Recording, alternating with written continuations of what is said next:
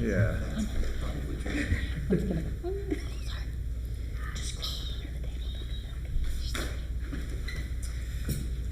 Good evening, everyone, and thank you for joining us for our first Neighborhood Watch Public Safety Forum. I'm Corporal Tom Best with the Myrtle Beach Police Department. This is Captain Jonathan Evans with the Myrtle Beach Fire Department. And today on the panel, we have Janet Curry. Janet Curry has been with the City of Myrtle Beach for 14 years. She started as an entry-level engineering tech and worked her way up to lead the amazing and hardworking staff at the Public Works Department. Next, we have Mary Cookie Goings. She has a bachelor's degree from Newberry College, a master's degree from the University of South Carolina, as well as a master's plus 30 certification from the South Carolina Department of Education. Cookie is the director of the Neighborhood Services Department and has been in her position since 2017. She was the director of guidance for Horry County Schools and Myrtle Beach High School for 11 years. Cookie is the founder and advisor of TAPS, Teens Against Prejudice and Stereotypes, and founder and former president of Hope House in Myrtle Beach. Next, we have Chief Tom Gwyer.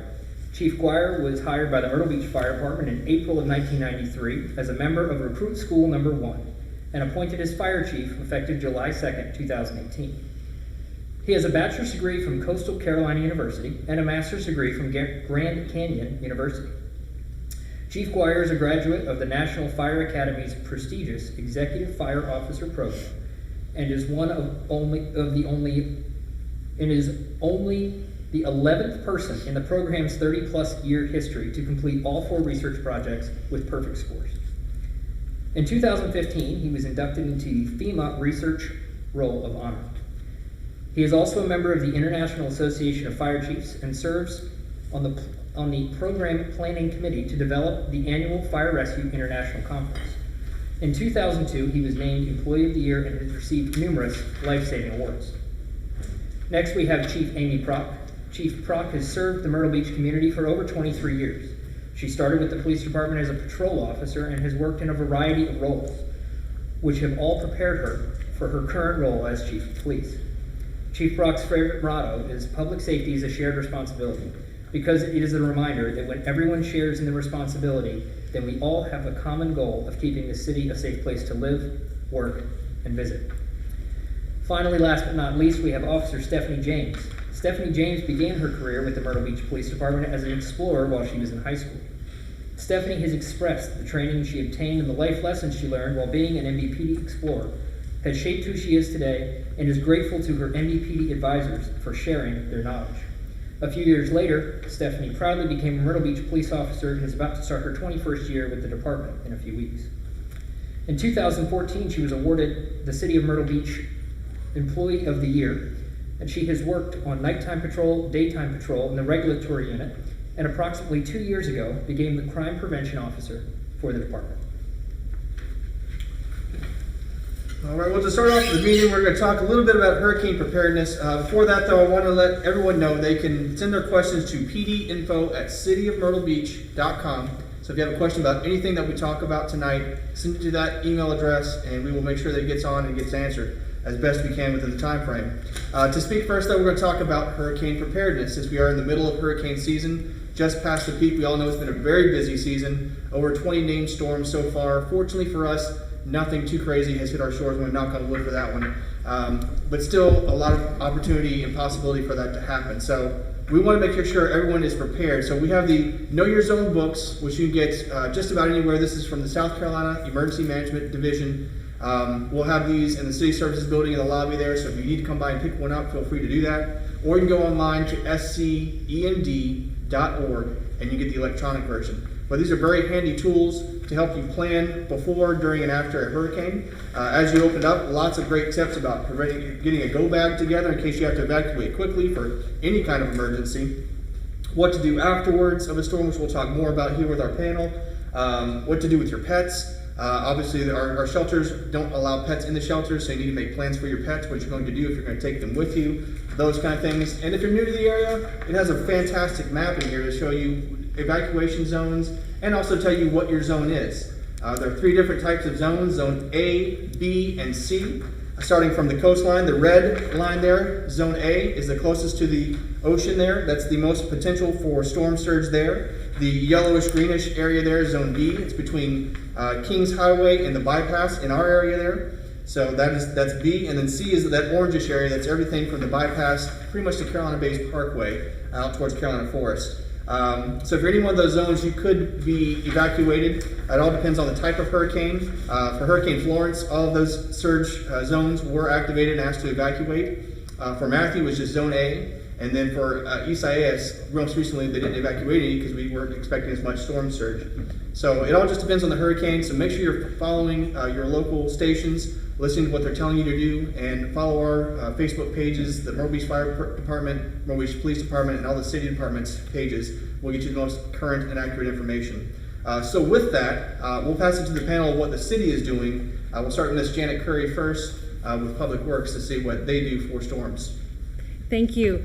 And for starters, all of our departments, just so you know, as the storm is approaching, we are all meeting together as a team, monitoring the progress of the storm, keeping everyone informed of our activities days before the storm hits. We are preparing city facilities and our city infrastructure. We are testing generators at city facilities. We're actually making sure that generators and pumps are ready for our sanitary sewer pump stations. We're performing inspections of stormwater facilities and our beach pipes, and also cleaning anything that we see. We're preparing chainsaws and staging equipment for emergency clearing of roadways to critical facilities such as our fire stations and our hospitals and our dialysis centers. We also are communicating days before the event for our community not to place solid waste materials at the curb right before the winds hit, so that we don't have additional debris out in the public space as the winds and rain come to our area. Post-storm, our teams are out, as well as fire and police, clearing, identifying fallen trees, downed power lines, downed utility lines, and making sure that the roads are being cleared for emergency life protection services. We are performing damage assessments after the storm, making repairs based upon prioritization and what we find with these damage assessments. After the roadways are open, our solid waste team begins to collect storm-generated debris. Remember that our knuckle boom trucks are assisting with storm debris collection. Those are the trucks that are normally collecting your bulk waste and your yard waste. So with these pieces of equipment being utilized for storm debris management activities, there may be a time when solid waste service levels may be altered during these time periods. Ms. Cookie? Well, neighborhood services basically in conjunction and collaboration with all of the other departments basically serve as pre and post resource information. Before the storm, any questions ranging from, what is my zone, and if there are shelters, where are they located, if they have a family member or a loved one who needs special transportation. Those are the kinds of questions we get. And then afterwards, if there's any type of personal needs, including food, clothing, that they may need, that's how we're usually involved, and then they contact us. So we are the pre and post resource information center. Chief Guard, do you have anything to add for the fire department? Yeah, I mean, as Janet and Cookie had stated, there is a lot of pre-planning beforehand. City staff, we're on constant conference calls or meeting in person, preparing for the event. From the fire department standpoint, we review all of our hurricane operation plans in May, so we can, if we find any deficiencies or any shortcomings, we got a couple months or a month or so, I guess, really, to kind of make those alterations. When we are threatened by a storm, we'll bring in our command staff and pass on the information that we're getting from our department head and city staff meetings, along with our partners at South Carolina EMD, Horry County EMD, on how we're going to operate the storm. We prepare our facilities, making sure they're ready to house our firefighters for several days. We beef up staffing, we increase our staffing for the event. and that's really dictated on the category of the storm or the severity of the storm. During the storm, we just kind of hunker down. There'll be a point where we may not be able to respond to every single call for service. We'll prioritize the more life-threatening or critical calls that we'll respond to. And then after the storm, we're out doing damage assessment, we're out doing search and rescue efforts, making sure that we're kind of securing any hazards. Obviously, there's a lot of hazards after a landfalling hurricane. Just power lines. I mean, you can have anything from snakes and wild animals and that sort of thing. And also helping Public Works clear some of the main arteries, so we can have access to our critical infrastructure. Chief Prock, anything that the police department's doing to prepare? Well, and I would just echo Chief Gwyer and as well as Ms. Goings and Ms. Curry's comments. But what I would also want to just add is to our community is just to make sure that the real focus when it comes to hurricane season is really to be prepared as a community. Our community overall in Horry County, as well as the state of South Carolina, does a really good job of making sure that our community knows what to prepare for. And our city does the same. We have exceptional community members as well as city workers that do a lot to prepare for a storm. And in that, we want to make sure our community is prepared for that. So make sure that you're taking those steps and taking those steps now. We want to make sure you're safe, and we want to make sure that you're taking those steps now so that you and your family can be safe during a storm, in the midst of a storm, and after a storm. And at that time, we want to, as a police department, we want to make sure that we can be there for you. So it is very helpful that you take those steps. As Chief Gwyer said, we're doing the same thing. We're reviewing prior to. We're doing our pre-planning, making sure our team is prepared to be able to respond prior to, during, and after. And we are taking all of those steps and making sure we're following our protocols. And we're working with all of our partners throughout this county as well and throughout the state. So it's very important. I just want to emphasize once again, stay informed. Not only before a storm gets here, we want to make sure that you are staying informed. So I'm really proud of how our city has taken efforts throughout the last several years of increasing exactly what needs to be done, and they continue to take all steps to be prepared. So thank you to our community for doing that as well. The next topic that we'd like to discuss, if the panel would go through, what are some of the things that your department does to focus on community engagement? And again, we'll be starting with Ms. Curry at Public Works. In terms of community engagement, we have a number of areas of service in our Public Works department. We have GIS and mapping and finance functions, engineering services, traffic engineering, infrastructure projects, capital projects, street maintenance, right-of-way maintenance, stormwater management, fleet services of all of our internal service vehicles in the city, solid waste services, water and sewer services, and as we just discussed, emergency public works related operations. And you can reach us at our number at 843-918-2000. And we also, you can submit a customer service request if you have a maintenance item from the City of Myrtle Beach website. If you go to the Public Works Department, there is a hyperlink there to the Customer Request Center.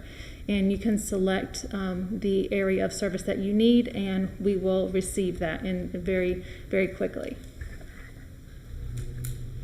Ms. Cookie? I think our neighborhood services mission statement kind of sums it up as to our role and how we engage the community. So I'm going to read this for you. The Neighborhood Services Department enforces the city's commitment to building healthy and vibrant neighborhoods. The department is located within City Hall and focuses on enriching the community to facilitate neighborhood growth.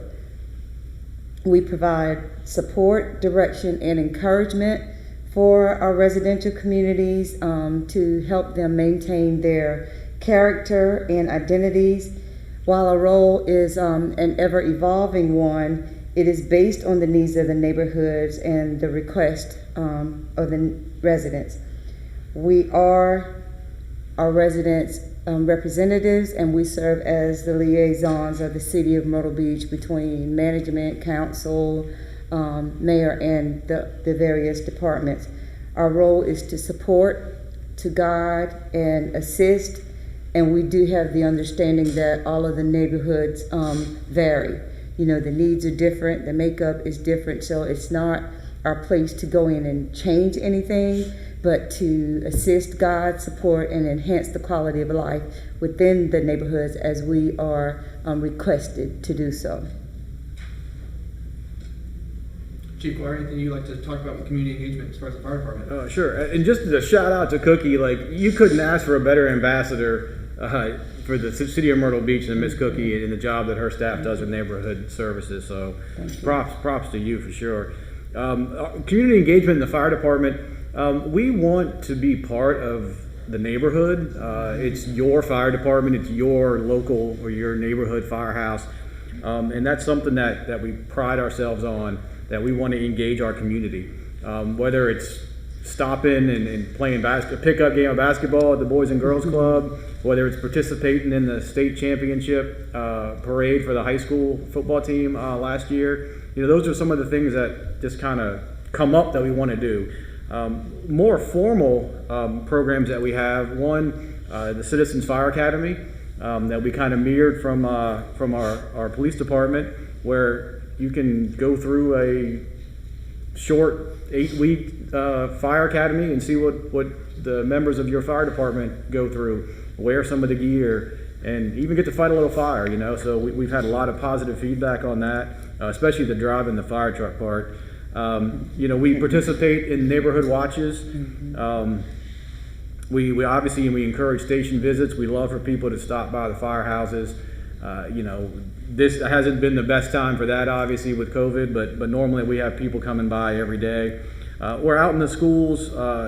Captain Evans and the deputy fire marshals are out there teaching fire education. You know, some of our employees volunteer to read to some of the elementary school children. You know, we'll check your car seat. We'll help you install a car seat. We'll come to your house, make sure your smoke detector's working. If you don't have one, we'll install one. So, you know, we have award-winning public education programs, and certainly now it's a lot easier to engage the community with social media.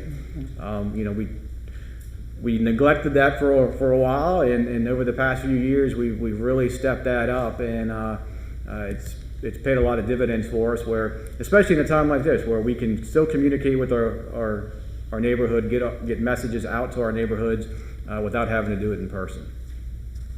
Chief Prock. Well, I certainly love to talk about the police department. I certainly love to talk about community engagement.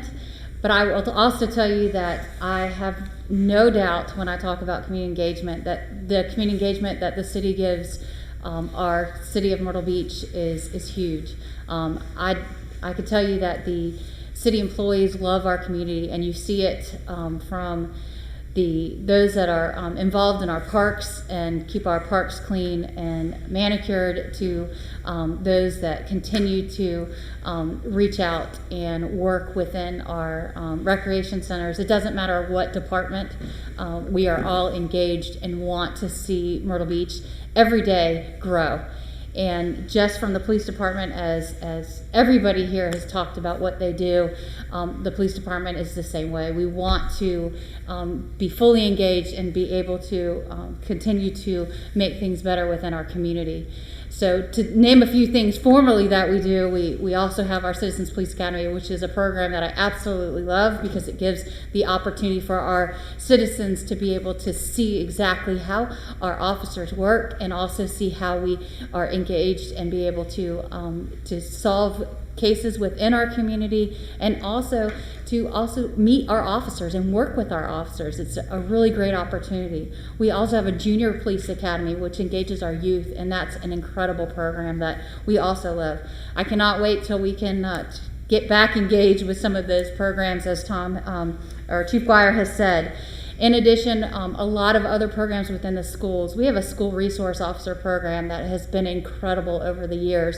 And not only because our officers are in the schools, but they're able to really form relationships that have made a difference, not only in the schools but with our parents, and that has made a huge difference with able to understand different aspects of growing up in Myrtle Beach, and I think that's extremely important. We also work with our schools and being able to be readers with our students. We have traffic safety programs, several other programs that continue to engage our community members. And anything that we don't do now, and somebody has an idea on, we are really focused on being able to make those changes and address those areas. So excited to be a part of making change in our community and growing, and we certainly are willing to listen and hear from our community. So thank you. Thank you very much, Chief Prock. Going into our next topic, we're talking a little more about fire safety, so it's a little more general to Chief Gwyer here, but if anybody else wants to join in afterwards, please feel free to do so. Basically, we're getting into some colder weather now. Is there anything that we can do, some fire safety things we can look at as we're getting into some of the colder weather to help our residents kind of plan for the fall and winter going forward, Chief? Yeah, I mean, you know, if you're going to use space heaters, obviously keep them away from combustibles. Turn them off when you vacate or when you don't leave them on and unattended. Don't use kerosene heaters. You know, be careful with if you have a wood burning fireplace, you know, don't pack it full at night and then let it burn all night long, hoping that when you get up there's still going to be some embers so you can start the fire again. You can help me out here, John. What else? Sure. What else am I thinking about? Just, and again, going into the holidays, thinking about putting up decorations, things like that. We do have Halloween coming up, which I know is a topic of discussion. Whether it's going to happen, whether it's not, always think of safety tips there. So again, if your neighborhood's planning to do something, make sure you're doing it safely, especially with the coronavirus, everything going on, that you're staying safe and keeping everyone safe with that as well. But I think what you're talking about with the heaters is one of the big things that we see, obviously with candles. If you can use the electronic candles, it's definitely a better option versus the regular flame type candles. So lots of options there to keep yourself safe. But the heaters are one of the big things that we see going into the holiday season. Also cooking fires being one of the biggest types of fires that we see throughout the year. So as you're getting the family around possibly for maybe a smaller Thanksgiving dinner this year or a family holiday dinner, keeping an eye on what you're cooking. So with everybody home more, I think maybe families are having more family dinners. And so just make sure you keep an eye on what you're doing in the kitchen and everywhere else. One of the other topics we wanted to talk a little about in this vein is beach safety. We're actually coming out of the summer season. I know we had a very busy season, both police and fire on the beach with calls and things. We don't have all the numbers in yet because we're still doing patrols. So we'd like to talk a little bit more about any kind of beach safety that's going on. I think everybody here at the table probably has something they can talk about, or at least things that are going on the beach side. So Ms. Craig, I want to start with you with what Public Works is doing with the beach to keep folks safe and what the operations are down there. Well, in terms of Public Works on the beach, we are out there on a routine basis making sure that our beach pipes are open with the tidal influence and the movement of sand in that dynamic environment. Sand does tend to push up near the pipes, so we're out there on a frequent basis making sure that those pipes are open and the stormwater can continue to flow towards the Atlantic Ocean, and also our swashes as well. We make sure that those are continuing to flow and remain open. Awesome. All right, Chief Gwyer, anything you want to add about our beach program? Yeah, so actually we have a very unique program here in the City of Myrtle Beach. It's really a three-pronged approach, very proactive. You have the initial line of defense, if you will, a line in the sand, so to speak, with the actual lifeguards, the lifeguards that are in the sand every day that are actually sitting in a stand. You have the fire department that does ocean rescue patrols basically from March through October, where we have off-duty firefighters that are trained as rescue swimmers that are doing actual ocean rescue patrols. They're able to engage with the community, talk to the beachgoers, respond to EMS calls, which is a huge help in the summertime especially. We can keep the fire apparatus and the ambulances from responding down there.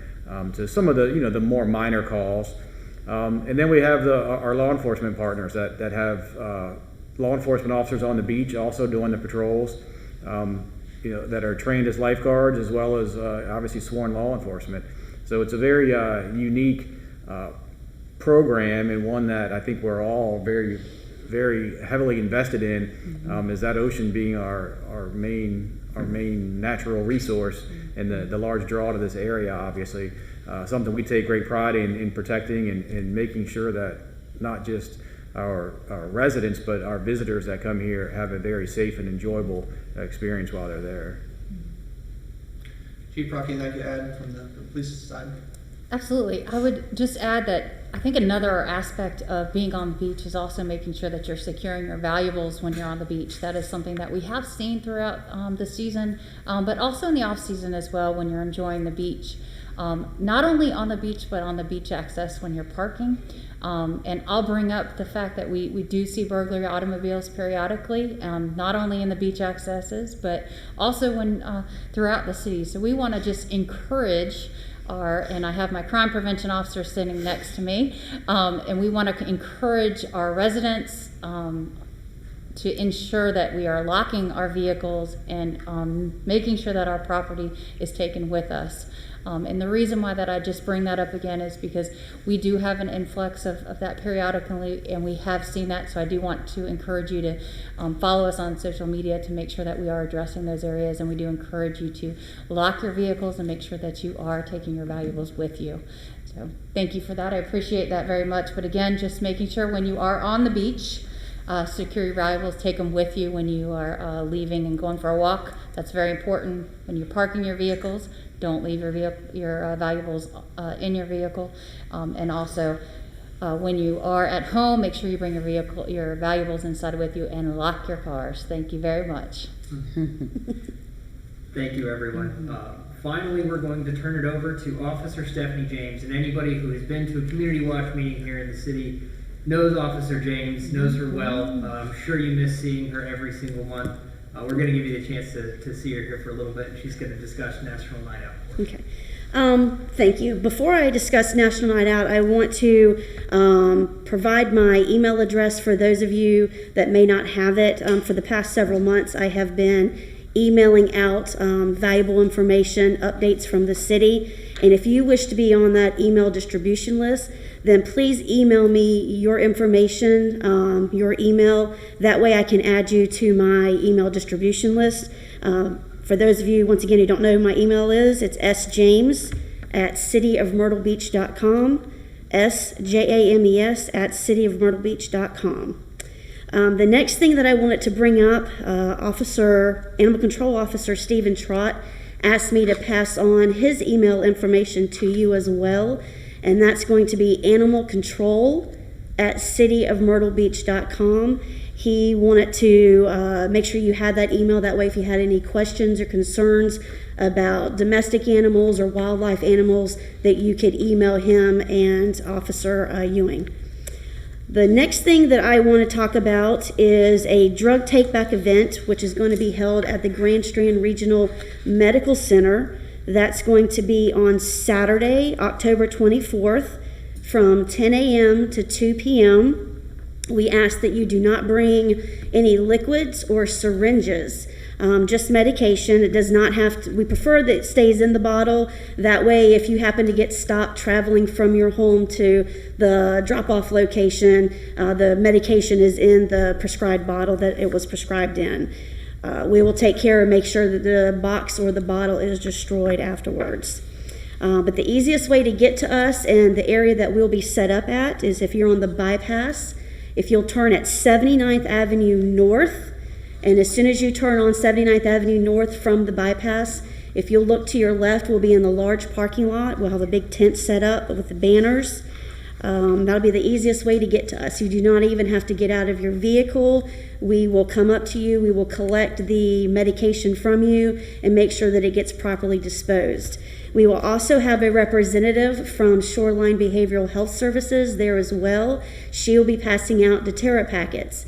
And for those of you who do not know what a Deterra pack is, that is a little container to where if you just have like a few pills that you want to destroy on your own, You can rip off the top, pour in the medication, add the water to the water line, seal it back, shake it up, and the carbon that's on the inside destroys the medication, and then you can just throw it away in your trash. So we'll have those on hand as well. Now, moving on to National Night Out. As you know, 2020 has been crazy. It has been different in every aspect that you can possibly think of, and so National Night Out is no different. There will be no social gatherings, no block parties. Instead, we're going to have fire personnel, police personnel drive through the various neighborhoods within the city limits of Myrtle Beach, waving at the citizens.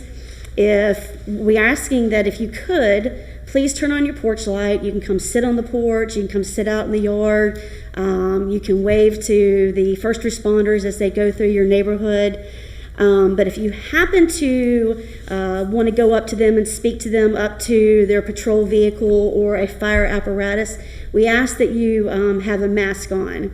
And speaking of masks, on National Night Out, we're going to have a face mask competition. And you're like, what in the world? So what we want is we want people to get engaged. We want you to be as creative as possible. We want you to create a mask.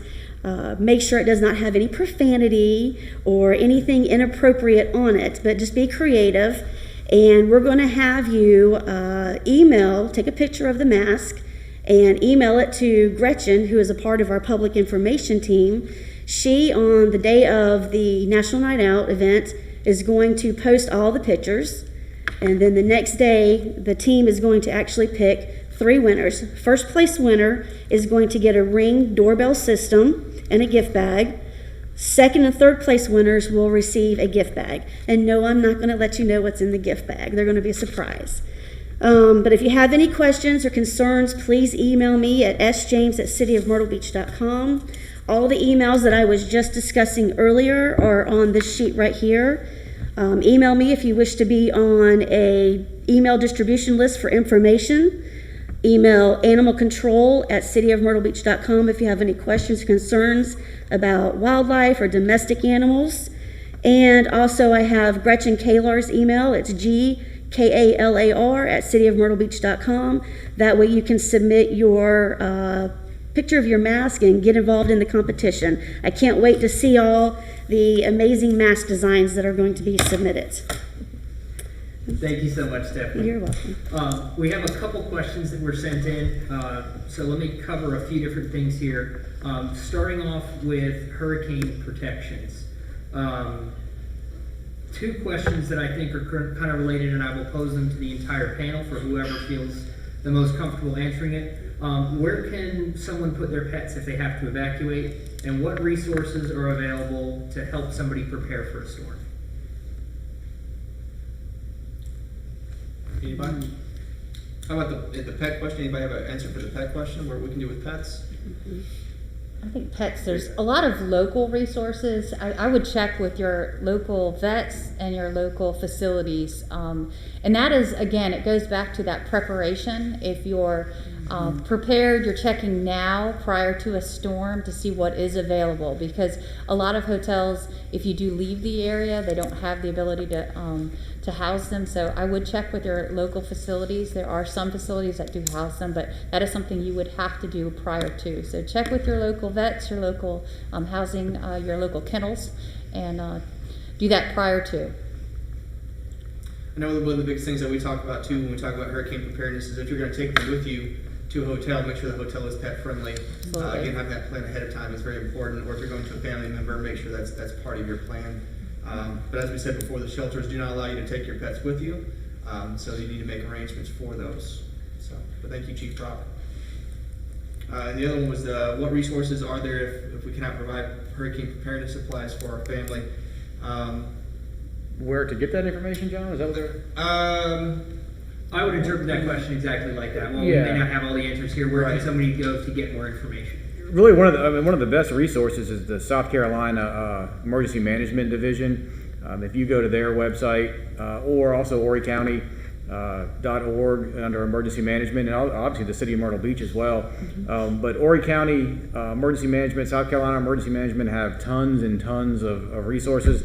Actually, Ms. Cookie has a nice pamphlet here. I believe John had one earlier that has a lot of information on hurricane preparedness, important phone numbers, important websites, what to pack if you're going to evacuate, that sort of thing. So I'd visit any of those 3 websites: City of Myrtle Beach, Horry County Emergency Management, or South Carolina Emergency Management. Fantastic. And some community engagement questions we had. We talked a little bit about this already, and this is again for anybody on the panel who'd like to answer, but do you have anything where I can tour facilities or learn more about your department, which we talked a little bit about. I know our fire department, once COVID lets up, we do allow you to come to the stations. I know things are a little crazy right now with that. Or what other programs do you have going on that you have coming up or anything like that? So for anybody else, do we have any other facilities are allowed to be toured right now, or is everything kind of on hold with the COVID? Go. I wanted to comment is that we will, obviously with COVID, most everything is on hold, but we do encourage our community to visit all of our websites. That is something that is extremely important to all of us. We keep up with those as well as on social media. Most of us are constantly updating that, and we work together to make sure that we're pushing information to each other and out to our community. In addition to that, most of us also have programs, all of us have programs that allow us to answer questions. We have social media specialists, and all of us have staff that has the ability to answer questions if you have concerns or areas that you want to learn more about our department. So don't hesitate to call our departments directly. As Chief Prock stated, our Facebook page, our for Neighborhood Services, as well as the cities, has a wealth of information. But specifically to learn about our department, I think our Facebook page is best. We have a couple of things going on. Neighborhood Services provides tours, and we have been assigned the historic Myrtle Beach Color School Museum and Education Center. Just a great little hidden gem about local history here in the city of Myrtle Beach, and tours. We encourage people to make appointments. There are many times when tourists or our guests who are in town, they will just walk in, and our intern, Will Williams, will accommodate them. But 843-918-4900 is the number to call and schedule a tour. Capacity groups of 5, but if you're a family, that's different, and so you will accommodate. But we do encourage our residents, especially during this time with our students being on a hybrid learning plan. There seems to be a few more opportunities where they can schedule tours, and we really would love for them to do so. Also, we're soon, hopefully 2021, the grand opening of Charlie's Place, located over on Carver Street. Right now, we are working with the Charlie's Place Advisory Group to complete applications for those who are interested in getting one of the 4 incubator spaces, which are startup business plans for people who are just beginning. The first 4 rooms, there's 10, but the first 4 will be designated for musical eras, 40s, 50s, 60s, 70s. The second 4 are the incubator spaces, and then there's 2 rooms, kind of meeting spaces. So again, to call Neighborhood Services, 843-918-1062. If one is interested in seeing the spaces, what they look like, particularly the incubator spaces, if somebody's interested, because we are now also in the process, our city attorney is looking over the applications to just make sure that everything is there that needs to be. But the last thing that I want to share, Neighborhood Services for for 3.5 months, we have been sponsoring beachside chats, conversations on race, healing, peace, and understanding over in Chapin Park. I think we anticipated it, being pretty good, but it has been a phenomenal opportunity to engage. I mean, all in, totally immersed with our residents. We've had guests from as far as California. The first session or the first gathering was Facebook Live, and it was streamed, and we had over 4,000 viewers as far away as Africa. So to say that I'm very proud to be a part of this city who is willing to or has been willing to take a leap of faith and step out and hear what our residents are saying, what they're thinking, what they're feeling, how they want us to support, encourage, and help. The next one is scheduled for Sunday, October 18th, and they have been at Chapin Park. We're kind of looking at the time, since time is changing, and we have students who come, so we want them to be able to come and then go home and be ready for school the next day. But our neighborhood services, our mayor has been all in. Our police department has just been present and very engaging. The last first quarter series is what we're calling, because it was 3 months, and we painted a mural, and we called it Painting a Portrait of Peace. So we painted it one Sunday, and then the next 2 Sundays we unveiled it, and it's over along Joe White Avenue, over on the fence at the historic Color School Museum. So that is our effort. That is probably our biggest activity that we have going on, and has been consistent. And we did a survey of those who were in attendance. 100% want to continue, want to engage, want to learn, and want to fellowship so that we can understand and appreciate each other more. So again, our Neighborhood Services Facebook page, follow us, like us, and come on out and join us. And actually, another program that Cookie's department does is My Beach 101. I don't want to steal your thunder, Cookie, if you want to. No. Is My Beach 101. It's a great way to tour all the city departments and see the inner workings of your local government. It's a day at the police department, a day at Public Works, a day at the fire department, a day at City Hall, and you get to see the facilities. You get to see some of the cool things that the departments have, the cool things the departments do, interact with city staff.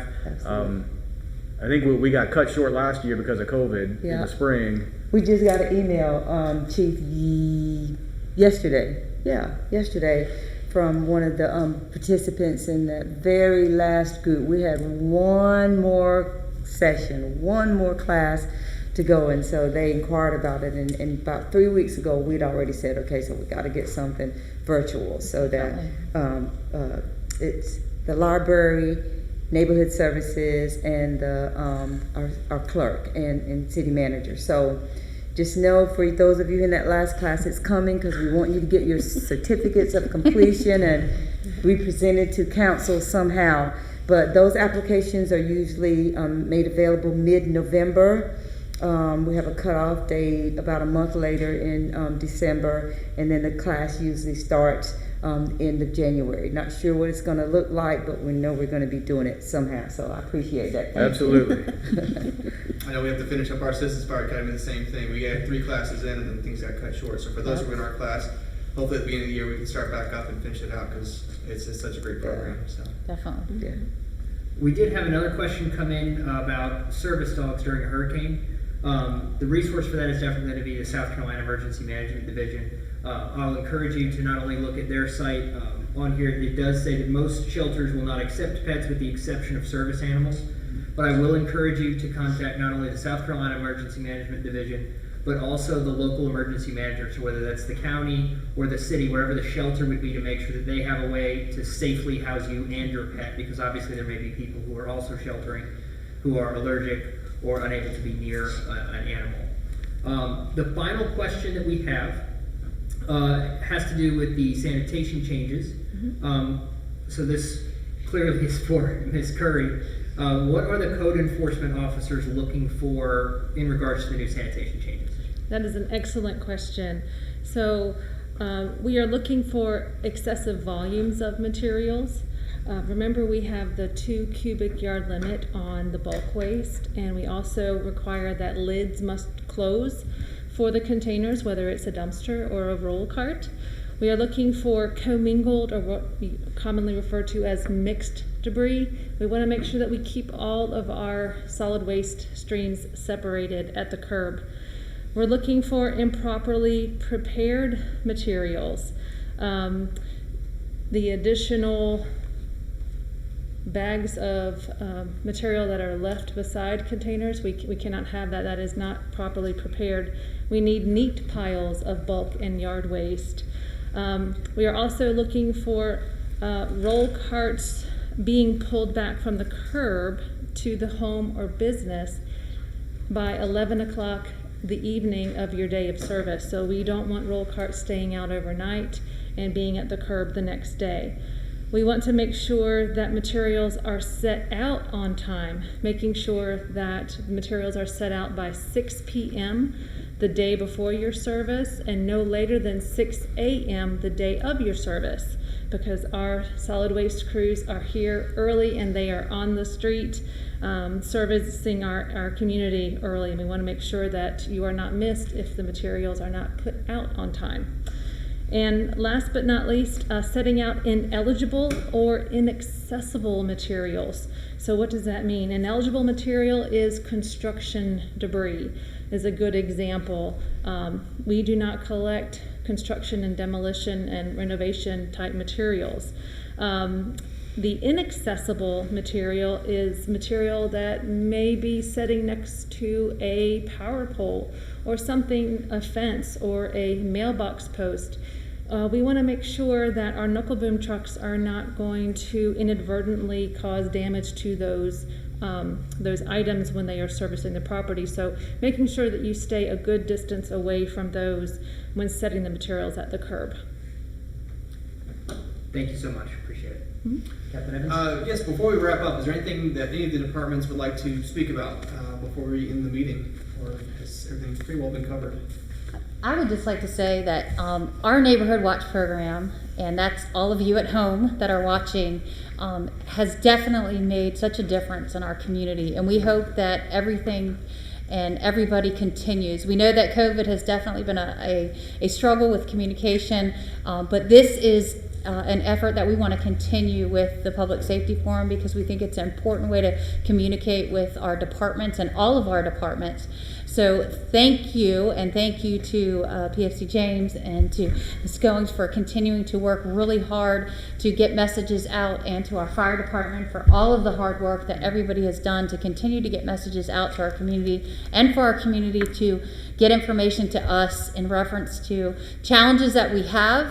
It's all about working together to get to make Myrtle Beach a stronger community, and that's what we want to continue. We love our community watches, and they make, we have over 30 here in the city, and it's been an incredible experience, and it continues, and it's all because of the hard work and working together as a community. So thank you very much, and appreciate you being here with us tonight. Unless anybody has anything to add, we're going to end the meeting there. I just want to remind everybody that you can send your questions into pdinfo@citymyrtlebeach.com. We'll be happy to answer them as we can with the respective departments. Again, as Chief Prock said, follow us on our Facebook pages, Myrtle Beach Fire Department, Myrtle Beach Police Department. If you missed any part of this meeting, you can find it on the Myrtle Beach Police Department's YouTube page. It'll be up for you anytime you'd like to watch it if there's questions that you missed or whatever it may be. So certainly take a look at those things. Thank you to all our panel for coming out today and taking part in this. And as Officer James has up there, the email addresses that she spoke about earlier. So thank you again for all of our community members, and we hope